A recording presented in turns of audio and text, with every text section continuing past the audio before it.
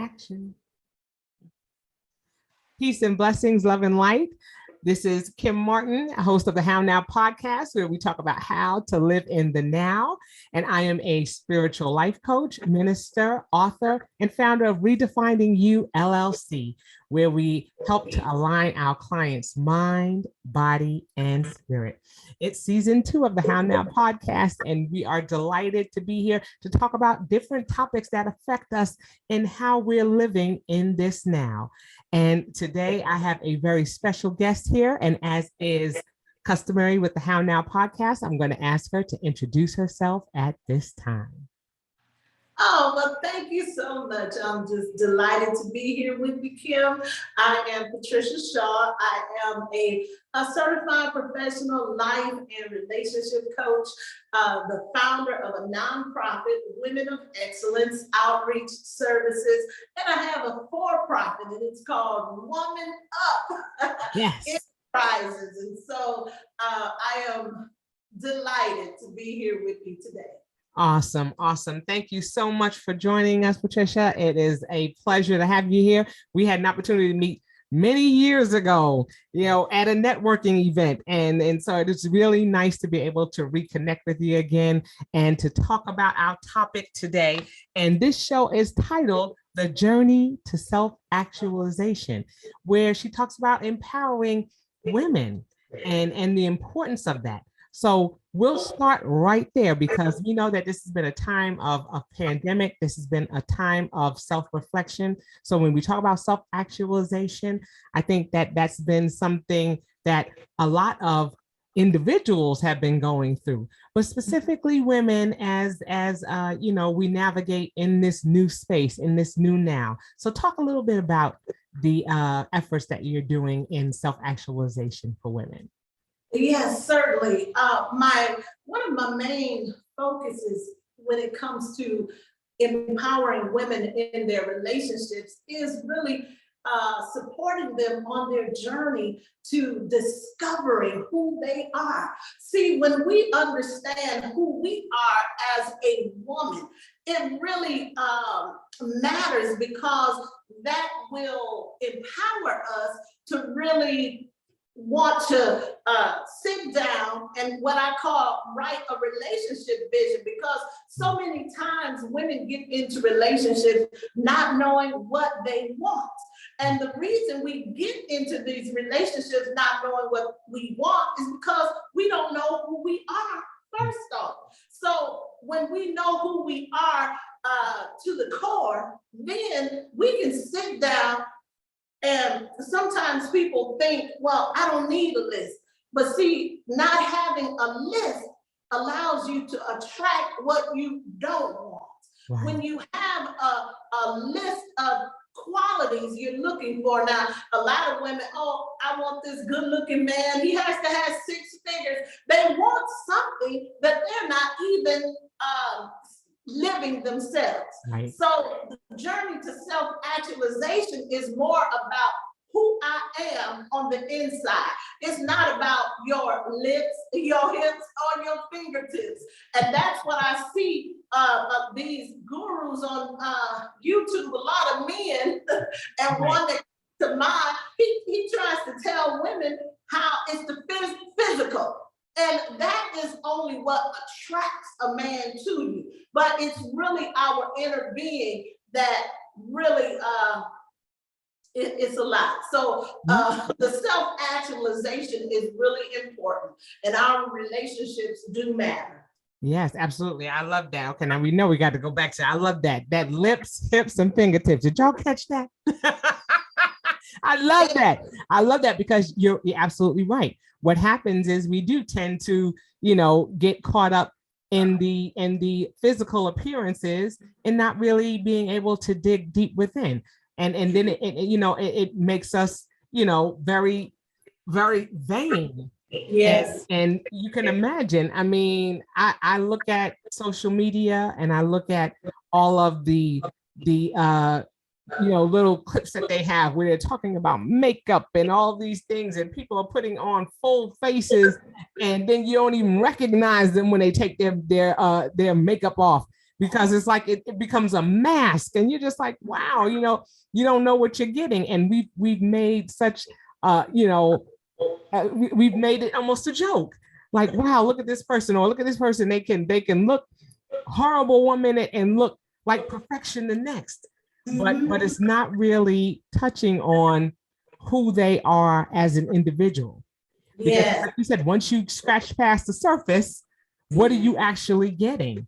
And just like you're saying, when you're in a relationship, it goes beyond the lips, hips, and the fingertips. It really does go in and deep and saying, okay, what's behind all of that? When we peel back that layer, that onion layer, what are we seeing? What are we getting? So I love that you say make a list, because it is important to talk about what it is that we want, what it is that what the expectation is. Because you're right, if we don't know what we're looking for, we're just going to take anything just to say we have something, Yeah. And Dr. Kim, we have been, as women, we've been groomed on taking care of this shell, the outer. Right. But it's when I have peace in the inside, when all of the things that I desire in my spouse, then, so when my husband met me, I had my own car, I had my own apartment, had a job, all of these little things that matter. Right. So I didn't just attract somebody who was not like me. He was a soul match. Right. Do you see what he matched my soul? Right. So we have to get to the place that we are beyond this shell. That's right. And we look on the inside, because the inside is what really matters. The inside is what cultivates loving and lasting unions. That's right. Because like you said, once you look beyond that and you go home and you take all those things off, you take the wigs off, the fingertips, and everything else like that. What do you have? What do you have? Do you like what you see beyond that? Do you have a relationship with that person? Can you talk to that person? And just like you said, it's about bringing something to the table. What are you bringing to the relationship? It's like going to a picnic. Are you just bringing your appetite? Or, or are you just bringing the soda and the napkins, but you're not bringing any of the food, the things that are going to stick, the things that are going to nourish someone's soul and spirit? Are you just bringing the exterior things? You got, like you said, you got to come equipped. And the only way that you can do that is if, you're coming with something. What are you bringing? What is it that you're contributing to the relationship? So I love that you say that as well. It's about having yourself in order so that you can be, in a position to be received by that other person. Yes. So tell a little bit about, it really is, when if people come to you and the conversations that you've had with other women, some of them are coming from a place of being broken. Yes. So what has that looked like, especially in this time of pandemic? That's a great question. Many of the women that I work with are coming from toxic relationships. And what that is looking like in this pandemic that we are dealing with, they are really ready to figure out, who am I? And on the journey to self-actualization, and I like to say discovery. So I'm discovering who I am without a man. And that's when they come to me. Many of my clients have been divorced a couple times, not the one divorce, but two. And so now I want to realize or discover who I am without a man. So in this pandemic, when a lot of women are finding themselves sunk with this extra downtime, now they want to discover who the woman in the mirror is that's looking back at them. So that's what I'm really noticing that's going on a lot with the women that I'm working with. Yeah, just like you said, it is.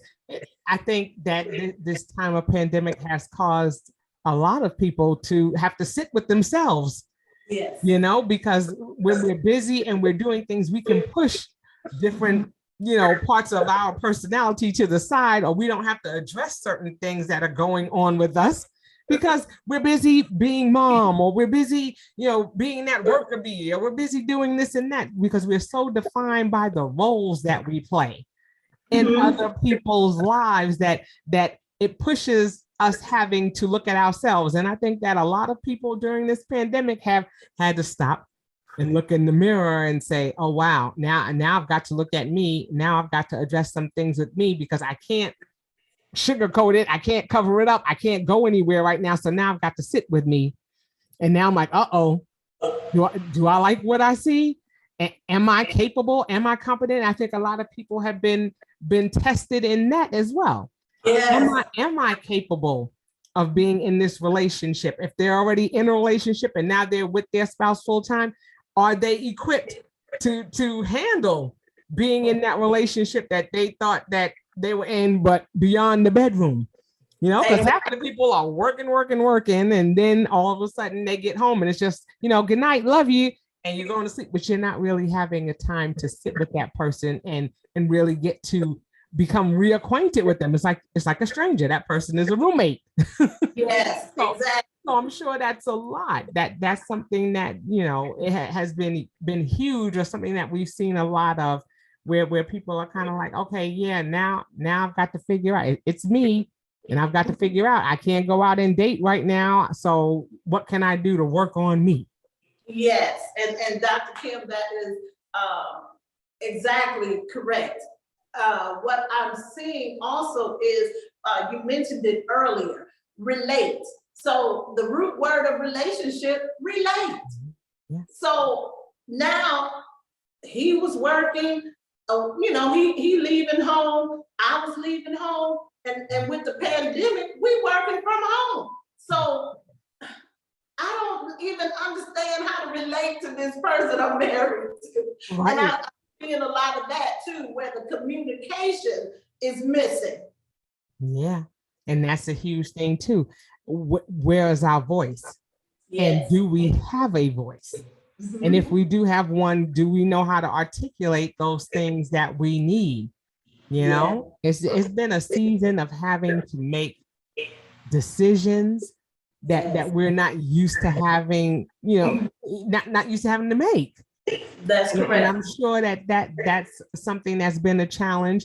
And then one of those big questions is, am I in the right relationship? Am I where I'm supposed to be? Am I doing what I'm supposed to be doing? And just like you said, that's where the self-actualization comes in now, because it's like, okay, now I've got to do an assessment of me. Yes. And then and you always like what you see. That's true. And it's so difficult for us to really look at ourselves and see the things that we know within us need to be changed or corrected. I had a client, she had never been married and engaged. And so her husband or fiance, I'm working with them together. And then I decided, no, I need to just work with you for a moment before we join together, in this premarital counseling. I need to work with her. And her thing was, everything that went wrong, it was him. So when it comes to discovering the self-actualization, what's in you that's causing you to only see him? Because if I recall, there are always two people in every relationship. And when it boiled down, she finally realized, because she had been single so long, she wanted everything her way because it was just her. Right. And so now she's inviting, and see, that's what a lot of women don't understand. You're inviting. You extend the invitation to this man to come into your life. He's not forcing himself on you. You are extending an invitation. So since you invited him into your life, then how about really discovering what's causing all of this uproar in the relationship? And once she looked at some things that were just problematic in this relationship, and remind you, they were getting married, not married yet. Right. So I'm helping her to understand, if you don't nip this right now, it's going to explode. And you don't want an explosion in the marriage. Right. And she was able to really uncover what was going on with her. And so she did identify, well, I've been single for so long that I really don't even know how to let somebody help me. Right. Right. Now you said two key things there. One is invitation. I love that you say that, because we allow, or we give someone permission to treat us the way that they treat us in some regards. You know what I'm saying? Now, I mean, I know that there will be someone say, well, no, I didn't invite somebody to put the hands on me, or I didn't invite somebody to harm me in any way. And that's absolutely right. But it's our posture, and it's what it is how we in a relationship, when we're talking about marriage, when we're talking about being in a relationship with someone. Yes, we are inviting that person into our space, inviting that person into our lives, and trying to, or there should be that decision of how are we going to cohabitate, how are we going to commingle, how are we going to, make decisions, and all of those things need to be established. But I love that you say that it is an invitation. Okay, I hope people are writing that down. It's an invitation. You extended that invitation to someone. They just don't come in and kick down the door at your house. You have to invite them in. Your house, your body, your temple. This is you. And if you and like I said, you don't have anybody just coming and kicking you over. It's who you invite in. You've given them the key to unlock who you are. And if you don't know who you are, you're letting them come into that space, and anything that they do in that space, they're going to feel comfortable doing it. Right. It's just like you're saying, that's like me leaving the door open, letting somebody walk up in the house, and when they put their feet up on my table or something like that, I'm looking like, what are you doing? Well, you told me I could come in and get comfortable, so I'm just getting comfortable in the way I know how to get comfortable.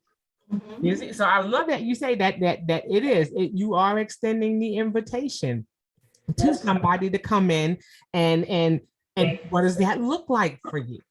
What does that look like? So that is a key and critical point in making sure that, like you said, people are coming in and you're giving them that opportunity to do that. And so yes, then it's also a matter, like you said, of making sure that communication is there. That you're knowing what it is that's what's the deal breaker for you, what's something that you're willing to deal with, and what you're not willing to deal with.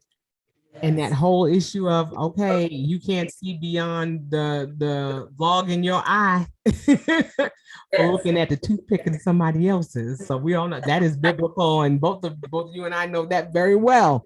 That we can't be in that space, because then we're not in the space of being able to heal ourselves. So you make those are some critical points that you hit on there. Thank you. Yeah. So the other thing that I wanted to ask is, what are some thoughts about relationships as we're moving forward that people should be cognizant of, those who are still looking to embark, those who are still looking? So I'm assuming that, that self-actualization needs to happen first. That's something that needs to unfold first. So what are some things that, or some tips that you can give people who are looking to start that journey, or feel like they need to, be out of the space that they're currently in? Yes, self-actualization is number one. The second thing I would say, we do need a list when you're out on the dating field. And the reason I'm so strong on having a relationship list is because it puts you in the driver's seat. Yeah. So when you're out on the dating field, if you are just dating without a purpose, first of all, so you're attracting someone to you, but yet, and this is something I hear from a lot of the ladies, I keep attracting the same type of man, but he has a different face. And so, and I share with them, the reason you keep attracting this same type of person is because, once again, you haven't discovered what you want. So as women, we do have needs in a relationship. Myself personally, I need to feel secure, not just to feel it, I need to be secure. and not only be secure, I need to be able to trust you. Right. Not just trust you for, I need to trust your leadership. I need to be able to trust that this sexy woman at the office is not going to gain your attention. I need to be able to trust you with my heart, my emotions. So the self-actualization is number one. The second thing is, what do you need in a relationship? If you need honesty, if you need him to have a job, if you need him to have a job, then why are you settling for someone who doesn't have a job? If you need him to be truthful and honest, then why are you accepting someone who, and let me point this out. If you set a time for a date at 8 o'clock, he shows up at 8:30, that's disrespect. So you're disrespecting my time. I'm sitting here, we agreed upon this time of 8 o'clock, but you you roll in at 8:30, and that's disrespect. Yeah. So I accepted the first time, I accepted. So, okay, how do I handle that? I'm sorry. If you know, a lot of times it be an excuse. Right. So, and I point that out because you said earlier about I'm not gonna go there, but yes, we as women really need to know, what do I need out of a relationship? I don't just need sex. I don't just need love. I need honesty. I need security. I need safety. All of these things that I need, but is this person able, that I willingly invited into my life, is he able to give me what I need? And so we can, or we will continue to attract these same types of people until we really understand what we need. Get some standards and stand on them. That's it. I love it. I love it, because you're absolutely right.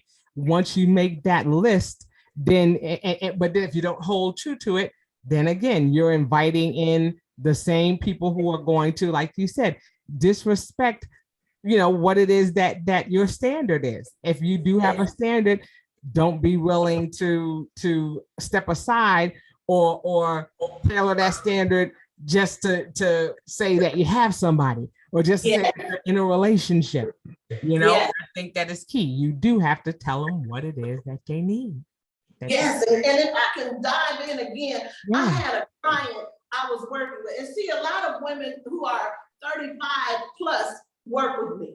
So this woman, she was like 47-ish, something like that. Okay, so she's dating this guy. He shows up 3 hours after the time they agreed to. So she begins telling me everything that took place on the date. And my question was to her is, what in you made it acceptable for him to show up 3 hours late, but yet you went out with him? Right. So as a relationship coach, I don't give my clients advice. Instead, I ask them powerful questions that lead them to discovery. And because I didn't ask her why, I said, what made you? That allowed her to look inside, to see what really did cause me to accept him being 3 hours late. Right. Right. Oh my goodness. And yeah, those are the kinds of empowering questions that we do need to ask, because we don't want the person to feel as though they're being blamed or to put the onus on that other person. Because like you said, he had a reason for being 3 hours late. He didn't need to be 3 hours late. But yes, what made you allow him to do that? Or, or for that to be all right, Yes. But yes, it was something in you, because we are quick to turn around and say, well, yeah, he's the one that was late, but you're the one that still went. That's right. It could have ended with you saying, hey, you know what, let's reschedule it. Maybe let's do this another time, because something came up, especially if that person didn't have an excuse or a reason why it was unapologetic, but just to say, well, he did show up, so I guess I'm going to go. Yes. Right there is the beginning of the end, because we've already let in that it's okay for you to just come whenever you come, because I'm so thirsty and so hungry that I'm just going to sit there and wait, because I don't have any other options. We limit ourselves. We limit ourselves by not realizing that we're opening the door, for people to treat us how they treat us, and then we're upset when they do that. But it's like, but just like your powerful questions, why did we allow that to happen? What was it that made us say it was okay? I love that. Love that. Like I said, I hope you guys are writing these things down. What are you inviting in? Are you writing a list of the things that you need? Are you digging in deep and looking at yourself and what you can bring to a relationship? These are powerful things. All right, Dr. Shaw, keep going. Keep going. Yes, so it's first the self-actualization, discovering who I am, and then getting your list of needs. And sometimes people are made to feel like, oh, it's fantasy. It's not fantasy. We can imagine these great relationships. And when we imagine them, we have to believe that it's possible. And so it's elevating or shifting how we think about certain things. So if I think that all good men are either married or dead, I hear that a lot, and I see it a lot on social media. Right. So that's what I call a negative way of thinking. Right. All good men are not dead, or they're not on the other side of the fence. They are not married, because I have a son and he's a good man and he's single. So we have to shift how we think about relationships. So I'm a good woman. I will attract a good man. I am a loving woman. I will attract a loving man. I am a responsible woman. I will attract a responsible man. So shifting how we think about relationships even empowers us even more. Right. I love that too. It is about a mind shift. It is about mindset. And just like you said, you can set yourself up for failure by having thoughts, having negative thoughts. Whether it comes to anything, body image, oh my goodness, we have so many women who are thinking, oh, well, you know what, I'm just not good enough because I don't have the lips, hips, and the fingertips. I don't have those things. So that, and I'm not qualified to be in the running. And it's just like, no, it's not about that. You are going to attract, what you emit, and if you are that, like you said, if you are that woman of integrity, then you are going to attract a man of integrity. And just like you said, you have to have the mindset to believe that. What circles are you traveling in that are going to position you to meet those people? Exactly. And Dr. Kim, I'm glad you used the word qualified, because that's what I teach my clients, how to qualify themselves. Because see, we qualify ourselves. I Yeah. don't need nobody's permission to tell me about myself. So I'm qualifying myself with what I say.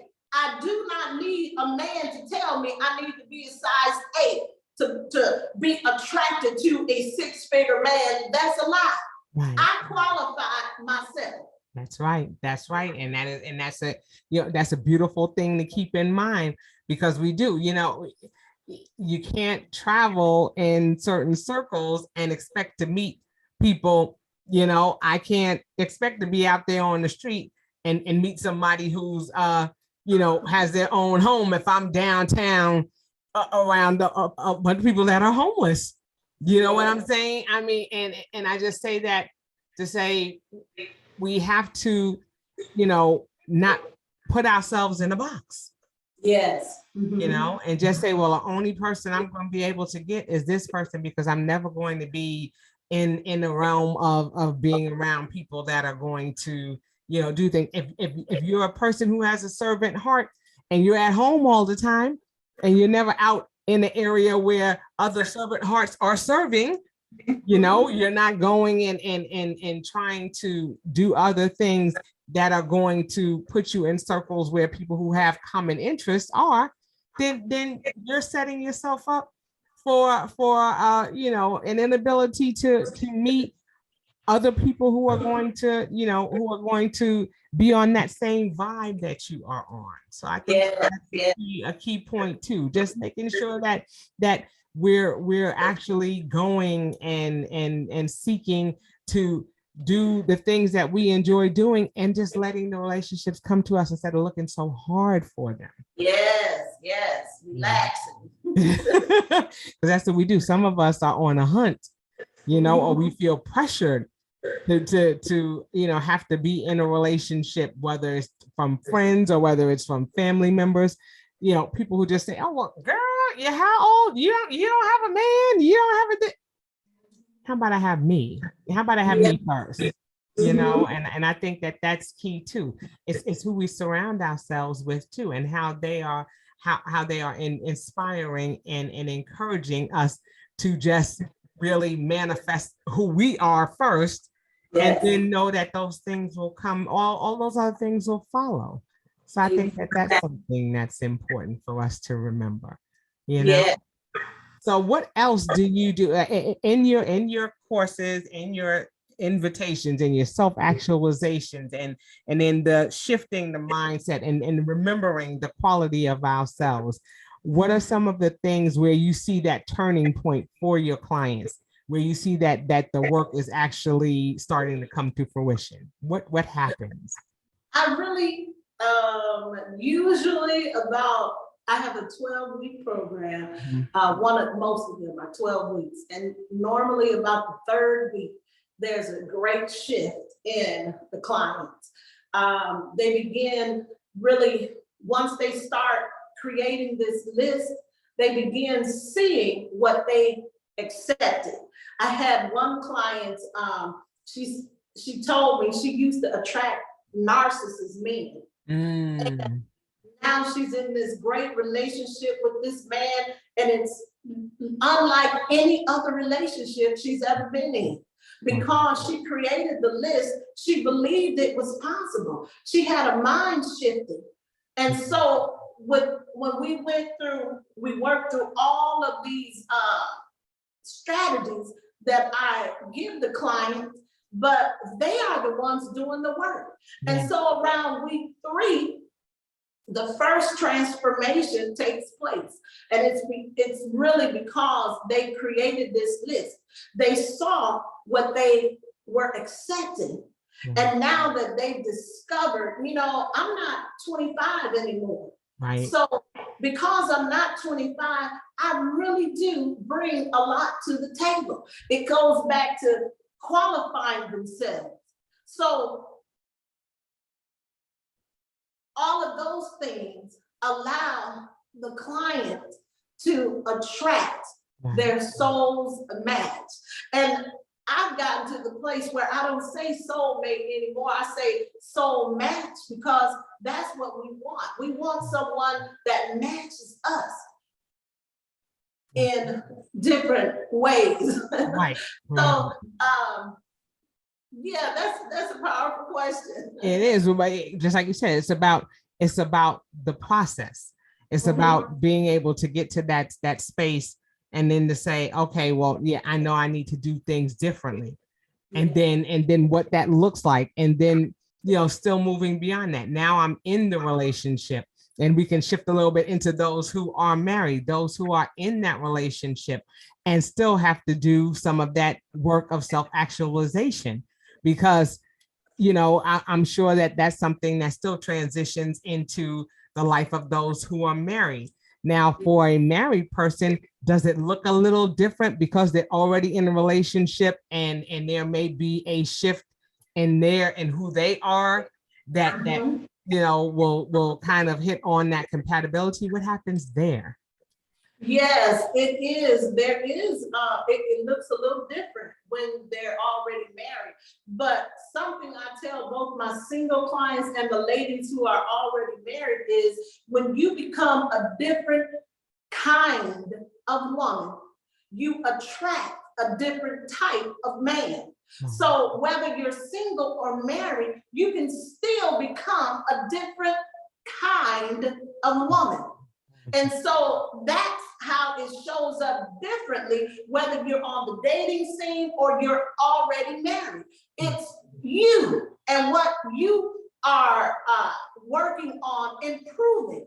It's not all about getting rid of, but it's improving on some things. Yes, and I love that you say that, because it is what we're doing is we're not creating incompatibility. We're creating the best version of ourselves. Yes. And I think that's what's important, of course, in self-actualization too. I'm working on creating the best version of me. And so as I'm doing that, hopefully the person that I'm attracting, or the person that I'm in love with, or the person that I'm in a relationship with already, acknowledges that and sees that I'm working on being a better me, and will embrace it rather than reject it. Because then I think in our self-actualization, we're also giving that person a space to kind of make some adjustments too, because we've made adjustments, and I don't think it's I don't want to say it's fair, but we don't want to say it's reasonable to say, oh, well, I'm going to make all of these changes, and you just stay where you're at, or I'm not going to give you an opportunity to make some changes as well. Because as I shift, if we're in a loving relationship, then I'm going to accept the shifts that you're making as well. So that's true. That is so true. And a lot of times when it comes to women, when we are rediscovering and redefining who we are, then especially in marriage, our husbands, they do the same thing. And we may not see it, it may not be so in our face like our own rediscovery or redefining is, but they are also working on themselves, improving as we improve. Because the man who truly loves you, honey, he don't want to be left behind. He want to be right there with you. That's it. That's right. I love that. And I know that you have a powerful relationship with your husband. How many years have you been together?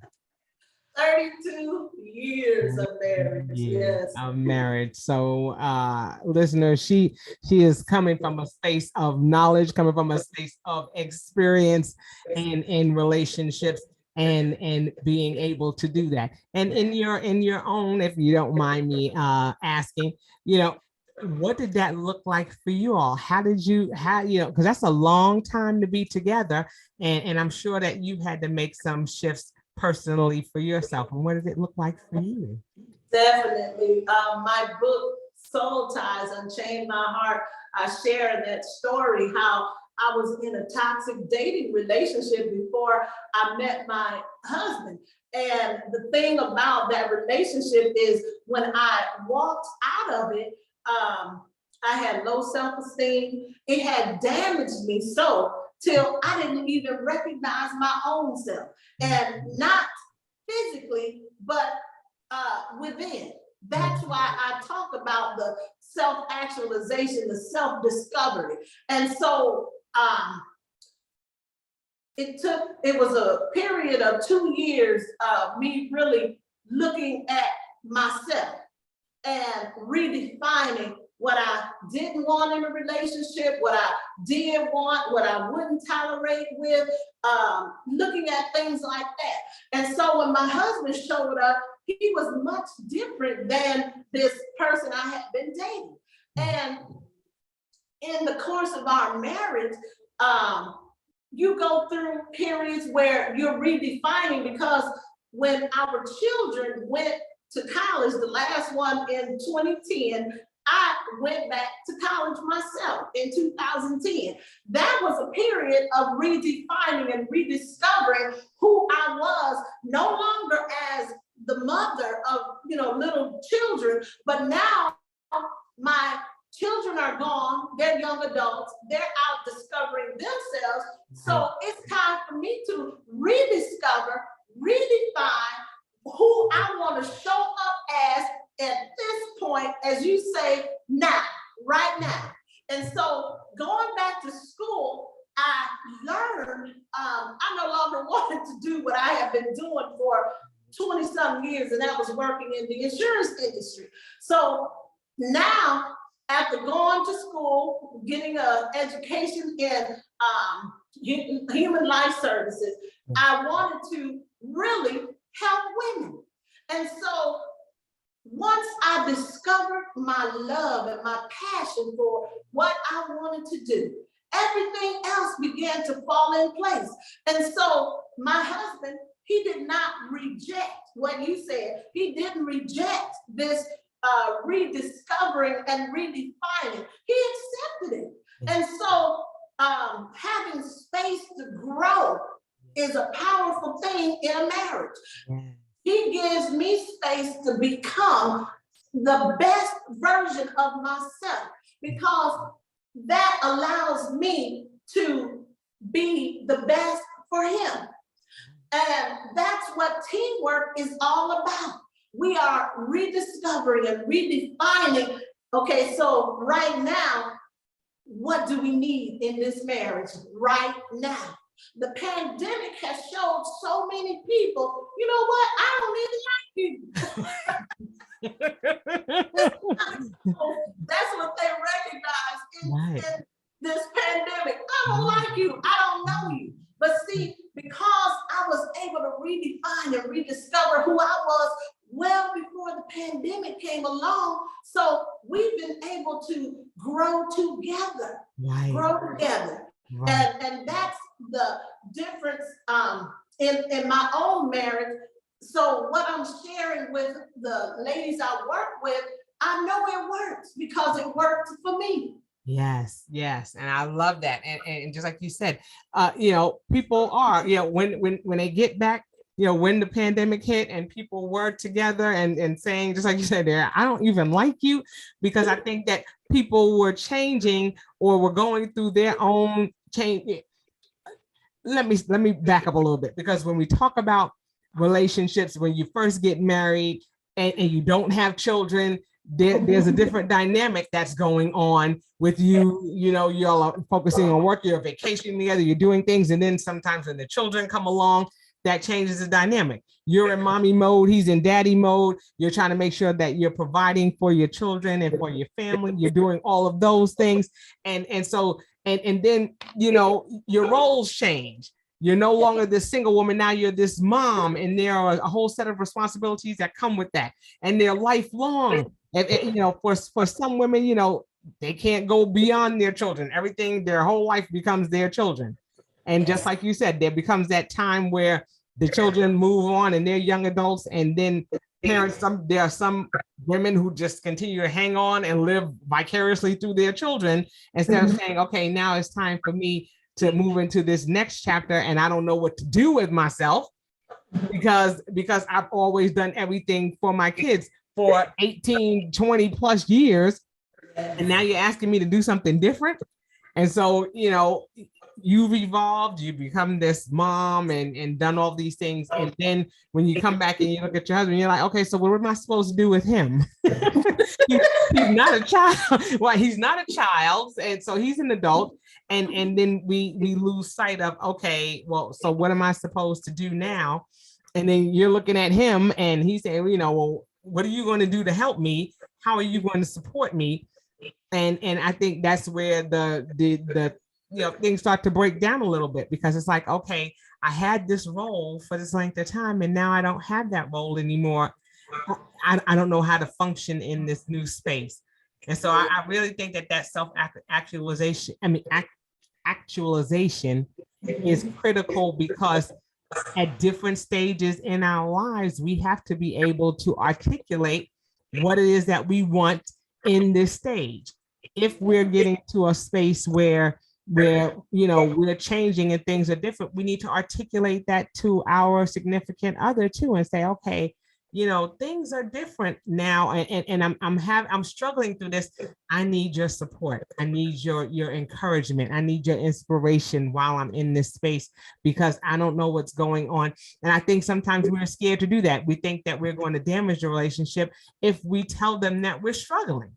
Yes, true. Do we see that happening sometimes? Do we see where it's that lack of communication that puts us in that space of uncertainty? Yes, definitely. And that's why, and I'm going back to it, we always have to know, what do I need at this time in the relationship? What do I need? Because our needs change as we change. Yes, yes. And like I said, these are key and critical things, like you said, as we're moving forward.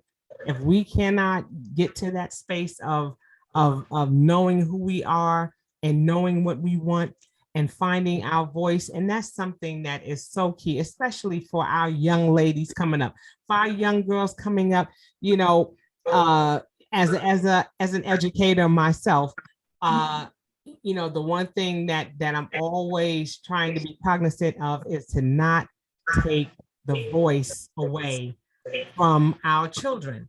You know, as an educator, you know, we tell them, you know, stop, don't hit her, don't do this, don't do that. Instead of empowering that child and say, okay, you go and tell little Joey that you don't like hitting you, or that it hurt me when you hit me. That we start giving our young ladies and our young men at this point too, the empowerment to say, you know, tell people what it is that you don't like. I don't like you this. You took this from me and it hurt my feelings that you did this.